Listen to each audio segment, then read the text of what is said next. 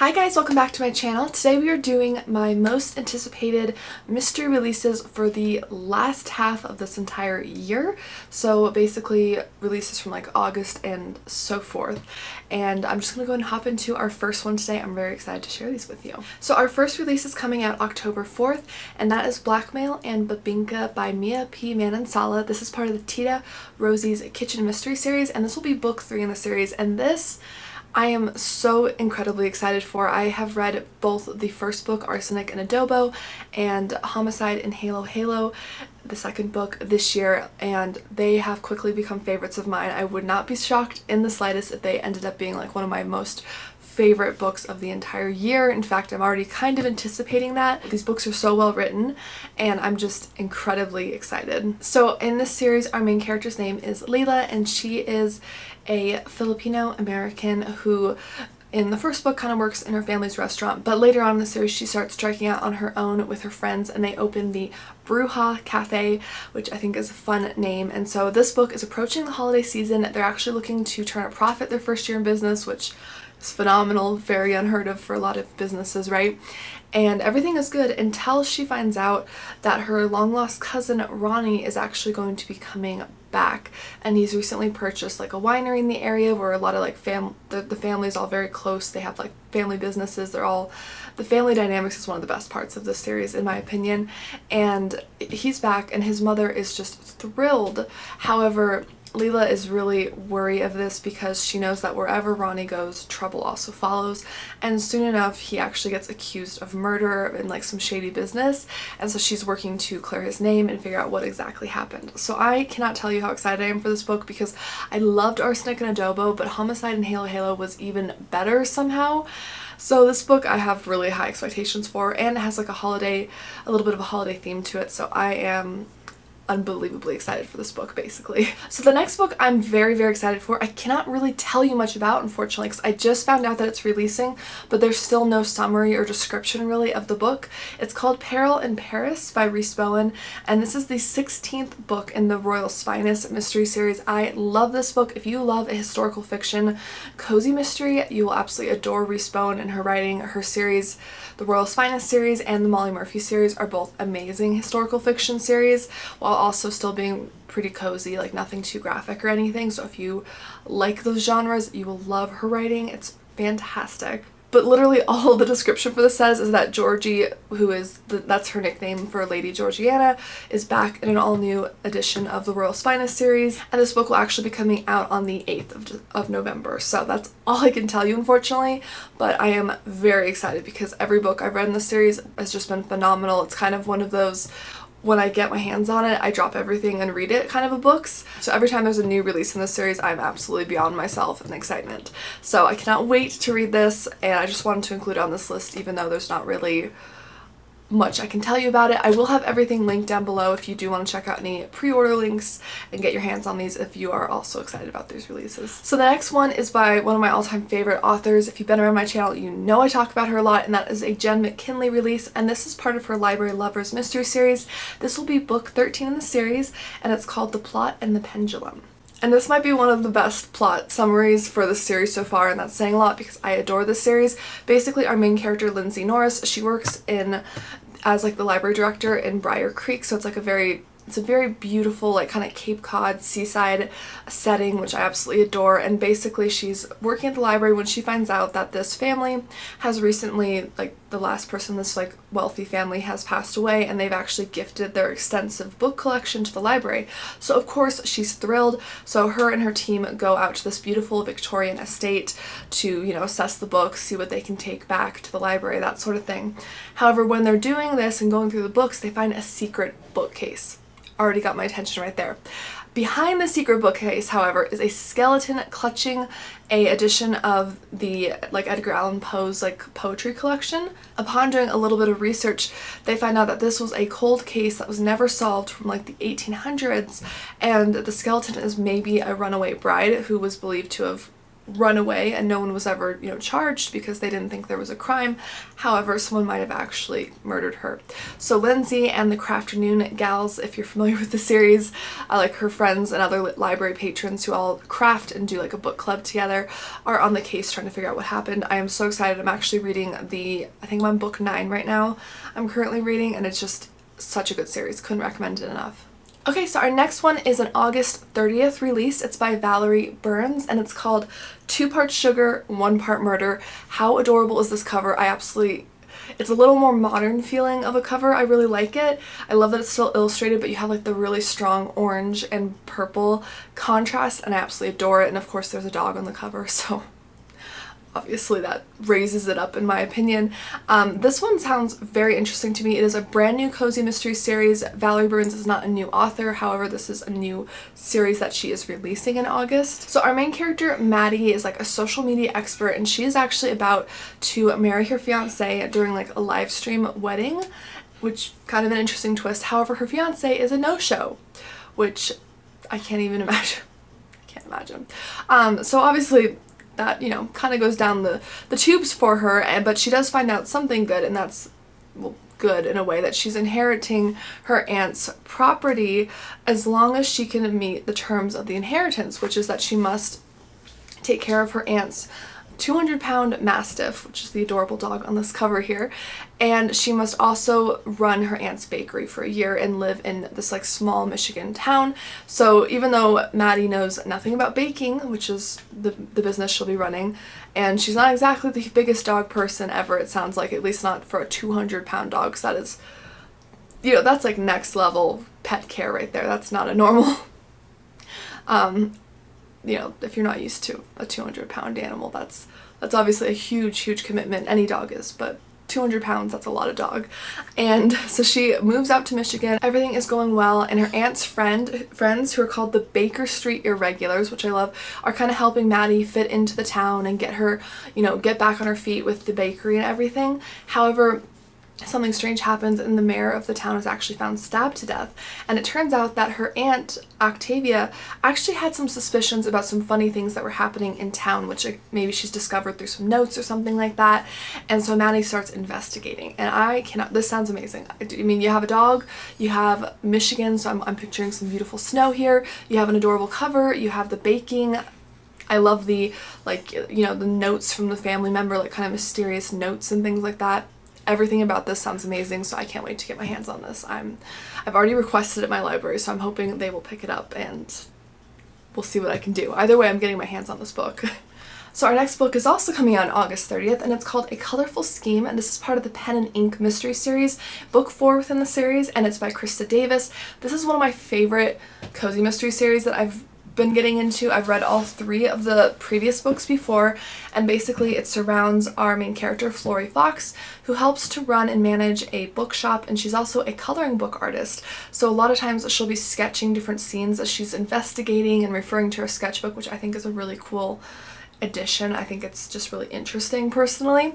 And this one takes place, the general plot is that her eccentric boss who owns the place is getting remarried for the second time to this famous romance writer. They were previously married, things happened, it's kind of explained in some previous books, but they are getting married again, and the ceremony is beautiful, everything's going well. So with the couple's connections, with her being a romance writer and him being like the owner of this bookshop and everything, there are a lot of like writers and publishers and things attending the wedding, and especially this one author who has had some really big hits, but apparently is doing very poorly financially. And so as the story progresses, the assistant to that author ends up dead, and there's a lot of people who would be motivated to kill him, I guess.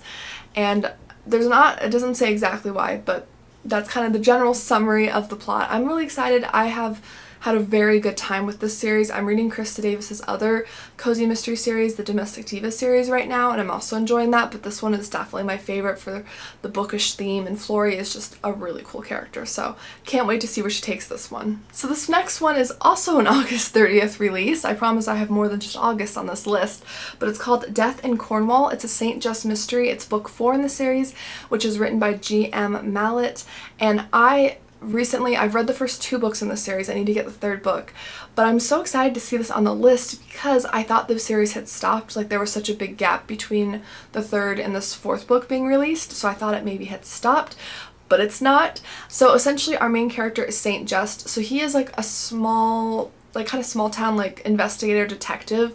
So it's still a cozy mystery, I would say, but it's he, you know, he is not an amateur. So, you know, depending on whether you like that trope or not.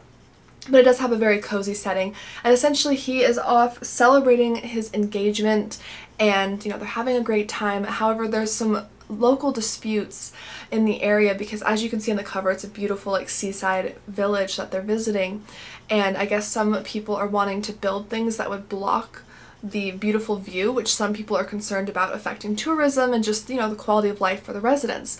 And he actually overhears 2 locals fighting.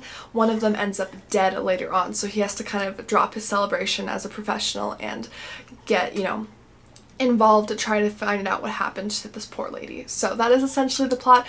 What I like about this is that it is a modern day cozy mystery. However, it has a very golden age mystery writing style. So if you like Agatha Christie and like Sherlock Holmes and like more old school classic mysteries, I feel like you'd really like this series. So definitely check it out. I would consider it strongly. It's good. So this next one is actually a thriller. It's coming out October 18th and it's called The Cabin in the Woods by Sarah Alderson.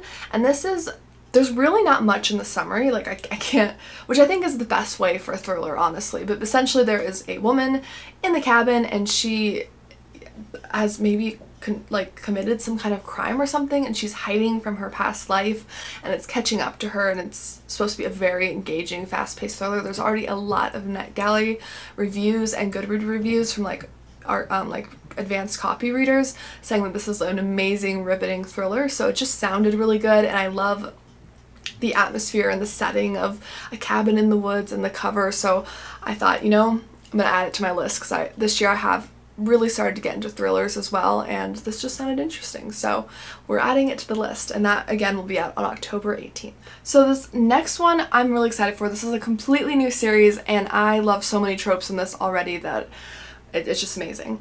How fun is the cover, by the way? It's called Peg and Rose Solve a Murder, a Senior Sleuths Mystery Book 1 in the series by Laurien Berenson. So these 2 women are seniors, and Rose is the type who looks for the good in everyone. She's very optimistic, whereas Peg is much more like cynical, and Peg is actually Rose's sister-in-law, but over the years they have kind of come together and really, you know, put aside any differences or personality clashes, and they've really become close. So they decided to actually start a local bridge club, and everything's going well. They're having a good time.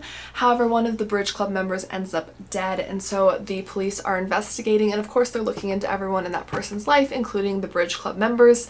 So Peg and Rose want to clear their names, so they start to sleuth, and even with their differences in personality, they're able to work together to try to solve this mystery together. I'm really excited by this. I really do enjoy reading sleuthing stories from people of all ages, so I'm excited for this. It sounds really interesting to me. I thought the cover was really eye-catching, and I like it when we have a group of like a duo, when we have like a dynamic duo that are solving mysteries together, especially 2 with very like dynamic different personalities like these 2 sound like they have. So I'm excited. It also looks like it'll have a dog in it because of the cute dog that's right there on the cover. So another mystery I'm really excited for. This is a completely new series. This is a historical fiction. I'm not sure if this is fully a cozy mystery.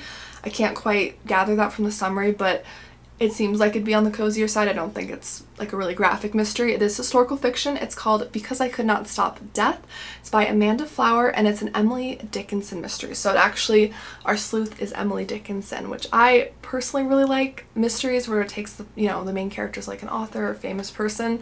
I think that's kind of fun just to like reimagine, you know, the history around that time. So this book takes place in January 1855, and basically Emily has recently hired a new housemaid and like servant named Willa, and Willa was convinced she wouldn't get the job. She arrived late, it was raining, all this bad luck, but Emily called her back after hearing the interview and decided to hire her anyways, and they kind of form an unlikely friendship, especially considering, you know, the times and like status at the time and how maybe that would have been frowned upon. However, shortly after they begin, you know, Willa begins working in the household, her brother Henry actually ends up dying in what is deemed a tragic accident. However, Willa doesn't think her brother's death was an accident. He died in the stables. She has no other like family to turn to, so she tells Emily why she thinks it's not an accident and kind of what was happening leading up to his death.